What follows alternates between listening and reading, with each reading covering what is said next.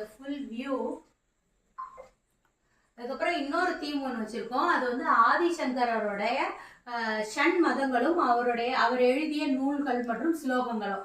ஆதிசங்கரர் வர்ற காலத்துக்கு முன்னாடி, அதாவது அந்த ஷண் மதங்களா பிரிக்கிறதுக்கு முன்னாடி 72 சமயங்களா இருந்தது. அதாவது இப்ப நான் ராமரை வழிபடுறேன்னா அவளே வந்து கிருஷ்ணரையோ இல்ல பலராமரையோ இல்ல நரசிம்மரையோ வழிபட மாட்டாளா. லிங்க உருவில சிவனை வழிபடுறவா பைரவரையோ இல்ல தட்சிணாமூர்த்தியோ வணங்க மாட்டாங்க. ஸோ அந்த மாதிரி இருக்கிற இந்துக்களை ஒரு 6 மதங்களா பிரிச்சு அந்த கேட்டகரைஸ் பண்ணி தொகுத்து கொடுத்தாரு. அந்த 6 மதங்கள் தான் ஷண் மதங்கள். ஸோ ஷண் மதங்கள்னா 6 மதங்கள். இதுல வந்து ஃபர்ஸ்ட் வர்றது வந்து கானாபத்தியம். கானாபத்தியம் வந்து கணபதிய முதல் கடவுளா வச்சு வணங்குறவங்க தான் கானாபத்தியம், அதாவது கானாபத்தியர்கள். இங்க வந்து ஆதிசங்கரர் வந்து கணபதி மேல எழுதின நூல் தான் கணேச பஞ்சரத்னம், முதாகராத்த மோதகம். ஸோ அங்க வந்து நமக்கு என்ன பிரச்சனைனா, ஏதாவது ஒரு பிரச்சனை வந்ததுன்னா உடனே நம்ம வேண்ட கடவுள் பிள்ளையாரா தான் இருப்பார். பிள்ளையாருப்பா இந்த இதை காணோம்ப்பா, இதை பண்ணுப்பா, உனக்கு ஒரு தேங்காய் உடைச்சிடுறேன், என்னை எப்படியாவது இந்த பிரச்சனையிலேருந்து எனக்கு வந்து ரிலீஃப் கொடுத்துரு அப்படின்னு சொல்லி நம்ம வேண்டுவோம். ஸோ அந்த மாதிரி ஒரு பிரச்சனை, ஒரு சிக்கல் உடனே தீரணுங்கிறப்போ அந்த அந்த ஸ்லோகத்தோட மீனிங்கும் அதுதான். நமக்கு பிரச்சனை தீரணுங்கிறதுக்கு நம்ம வந்து கணேச பஞ்சரத்ன நூலை வந்து தொடர்ந்து சொல்லிகிட்டே படிச்சுட்டே வரலாம். அதுக்கப்புறம் சிவனை வழிபடுறவங்க ஃபுல்லா சைவர்கள்னு சொல்லுவாங்க. ஸோ சிவன் மேல இவர் எழுதின நூல் வந்து சிவானந்த லகரி, சிவானந்த அஷ்டகம். ஸோ உள் அமைதி கிடைக்கிறதுக்கு நமக்கு இந்த ஸ்லோகம் ரொம்ப ஹெல்ப்ஃபுல்லா இருக்கும். அது மாதிரி பெருமாளை வழிபடுறவங்க எல்லாரையுமே வந்து வைணவர்கள்னு சொல்ல வந்தார். அதுக்கப்புறம் ஆதிசங்கரர் பெருமாள் மேல எழுதின நூல் வந்து பஜ கோவிந்தம், கோவிந்தா அஷ்டகம், மதுரா அஷ்டகம், கிருஷ்ணா அஷ்டகம்னு நிறைய எழுதியிருக்காரு.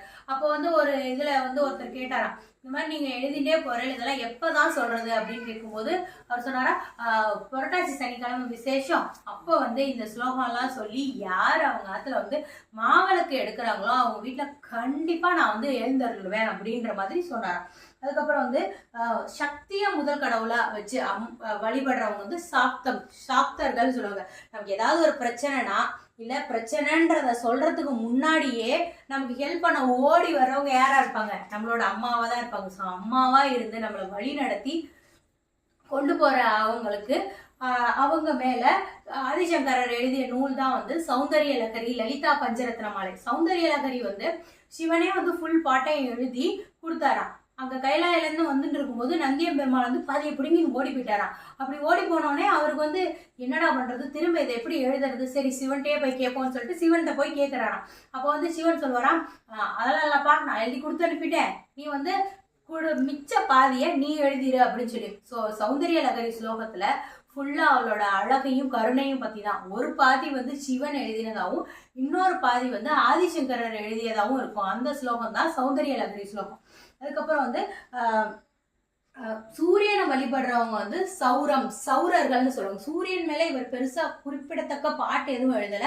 ஆனா அவர் வந்து ஆதித்ய கிருதயம் சொன்னா ரொம்ப நல்லதுன்னு சொல்லியிருக்காங்க. ஆனா நம்ம தமிழ்நாட்டுல சூரியனை முதல் கடவுளா வச்சு வழிபடுற ஃபெஸ்டிவல் வந்து பொங்கல். ஸோ பொங்கல் அப்ப நம்ம சூரியனுக்கு தான் ஃபர்ஸ்ட் படையல் வச்சு எல்லாமே பண்ணுவோம். அதே மாதிரி இன்னொரு சிறப்பான ஒரு விஷயமும் நம்ம செலிப்ரேட் பண்றோம், அதுதான் ரத சப்தமி. சூரியன் வந்து தன்னோட தேரை திருப்பின் வர காலம், அதாவது இருள் காலத்திலிருந்து வசந்த காலத்துக்கு திருப்புறாரு. அந்த நாள் தான் வந்து ரத சப்தமி, சூரிய ஜெயந்தியும் கூட. இப்ப நமக்கு கரண்ட் போயிடுத்து திடீர்னு ஒரு லைட் வந்தோடனே நமக்கு கண்ணு எப்படி ஒரு மாதிரி பண்ணும், உடம்புல ஏதோ பண்ற மாதிரி இருக்கும்ல, அது மாதிரி அவரே ஒரு தேரை திருப்பின்னு வரும்போது உடம்புல எந்த மாற்றமும் வரக்கூடாதுன்றதுக்காக தான் எருக்க இலைய அன்னைக்கு வச்சு நம்ம வந்து ஸ்நானம் பண்றோம். ஸோ அது மாதிரி நம்ம ஸ்நானம் பண்ணும்போது அந்த காஸ்மிக் ரேஸ் எல்லாம் உள்ள இழுத்து நமக்கு வந்து அதனால இந்த கிளைமேட்டிக் சேஞ்சஸ்னால வர உடல் உபாதையெல்லாம் தீக்கிறதுக்காக தான் வந்து அந்த ரத சப்தமியை நம்ம கொண்டாடுறோம். அதுக்கப்புறம் வந்து மீனாட்சி மேல எழுதினது தான் வந்து மீனாட்சி பஞ்சரத்னம் ஸ்லோகம். பஞ்சரத்னம்னாலே 5 ரத்தனம் மாதிரி கரெக்டான அளவுல என்ன தேவையோ அதை மட்டும் சொல்லி நமக்கு அதை அப்படியே உள் அமைதி. ஃபுல்லா டெப்ரெஷன் அந்த டெப்ரெஷன் வேர்ல்டுல இருந்து வெளியே வர்றதுக்கு நம்ம அன்னை மீனாட்சி வந்து ரொம்ப உறுதுணையா இருக்கா. அதுக்கப்புறம் இங்க வந்து முருகனை வழிபடுறவங்க வந்து கௌமாரர்கள்னு சொல்லுவாங்க. அதாவது ஒரு தடவை திருச்செந்தூருக்கு வந்து ஆதிசங்கரர் விசிட் போயிருந்தப்போ அவருக்கு ஒரு உடல் உபாதை இருந்துதான். அந்த உடல் உபாதையை போக்குறதுக்காக சுப்பிரமணியன் மேல எழுதினது தான் சுப்பிரமணிய புஜங்கம். எழுதி முடிச்சுட்டு அந்த பன்னீர் இலை விபூதியை எடுத்துட்டதுக்கு அப்புறம், பிரசாதமா எடுத்துட்டதுக்கு அப்புறம் அந்த உடல் உபாதை போயிட்டான். ஸோ சுப்பிரமணிய புஜங்கத்தை யாரெல்லாம் தொடர்ந்து கேட்டுட்டே இருக்காங்களோ அவங்களுக்கு வந்து அந்த உடல் உபாதையை வந்து தீருங்கிறது வந்து இது. இப்பவும் திருச்செந்தூர் கோயில வந்து வியாழக்கிழமை காலையில் 4 மணிக்கோ இல்லை ஸ்பெஷல் பூஜையெல்லாம் பண்ணும்போது சுப்பிரமணிய புஜங்கம் பாடுறாங்க. அதுலயே வந்து புஜங்கம்னா என்னன்னா, ஒரு அதோட அந்த பாட்டோட சவுண்டெல்லாம் வந்து பாம்பு வளைஞ்சு நெளிஞ்சு போற மாதிரி இருக்கும். ஸோ ஏத்த இறக்கமா இருக்கிறது தான் அந்த புஜங்கத்தோட அர்த்தம். இதுல வந்து 33 ஸ்லோகம் இருக்கும்.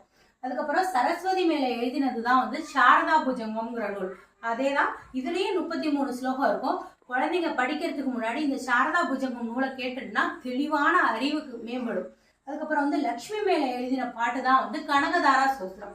ஒரு தடவை 7 பிராமண பெண்மணி வீட்டில் வந்து ஆதிசங்கரர் வந்து துறவரம் மூன்றப்போ பிச்சை எடுக்க போனதப்போ வந்து பவதி பிக்ஷாந்தேகி நிற்கும் போது அவள் வந்து அதாவது நேற்றுக்கு ஏகாதசினா இன்னைக்கு துவாதசி, அவள் வந்து அந்த விரதத்தை முடிக்கிறதுக்காக இருந்த கடைசி நெல்லிக்கனியையும் கொண்டு வந்து ஆதிசங்கர்கிட்ட கொடுத்துட்டா.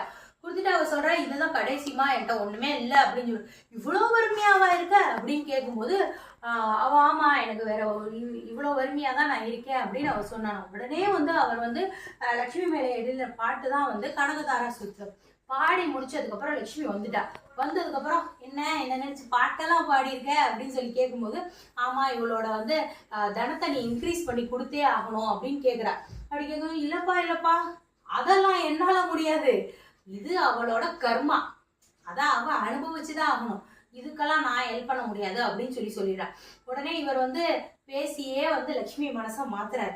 என்ன மாத்துறாருன்னா, அவ கர்மா, நீ சொல்றதெல்லாம் நான் ஒத்துக்கிறேன், அவளோட கர்மா தான் வந்து அதை அனுபவிச்சுதான் ஆகணும். ஆனா நேத்திக்கும் உபவாசம், ஆனா அதுக்கு முன்னாடி எத்தனை நாள் அவ பட்டினியா இருந்தான்னு கூட எனக்கு தெரியாது. இருந்த ஒரே ஒரு நெல்லிக்கனியையும் அவளுக்குன்னு வச்சுக்காம எனக்குன்னு கொண்டு வந்து கொடுத்தா பாத்தியா, அதுக்காகவே நீ அவளோட கர்மா எல்லாத்தையும் அழிச்சிட்டு அவளோட தனத்தெல்லாம் நீ ஏத்தி கொடுத்தே ஆகணும்னு கேட்கும்போது, அதனால மகிழ்ந்த லக்ஷ்மி வந்து அப்படியே அவ கூரை மேல தங்க நெல்லிக்கனி மலைய பொழிஞ்சிட்டாலாம்.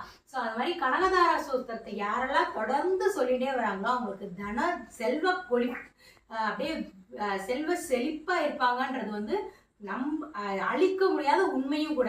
அதுக்கப்புறம் வந்து இப்போவும் ஜோதி டிவில வந்து ஈவினிங் 5:45க்கு வந்து கனகதாரா ஸ்தோத்திரம் போடுறாங்க. அதே மாதிரி காசிக்கு அவர் போயிருந்தப்போ வந்து காசி அன்னபூர்ணிமையில அங்க ஃபுல்லா வறுமை தாண்டவம் தான். அங்க இருக்கிற